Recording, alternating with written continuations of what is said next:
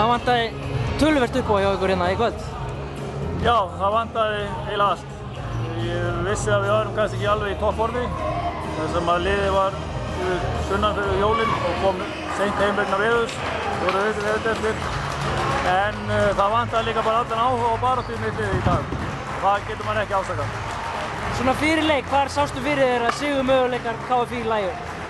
Að spila okkar leik, halda tempónu niðri og Njarðvík spilaði ekki trætt í þessu leik en samt skoraði 110 stig og það liggur bara skelfilegri vörn. Eitthvað sem getur tekið gott úr þessu?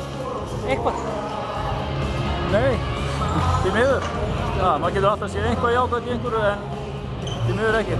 Nýi strákurinn, sáttu með hann eða hvað? Já, ég held að maður dæma hann ekkert á einu leik. Hann náttúrulega kom bara í morgun. Er ekki kominn inn í kerfinu okkar.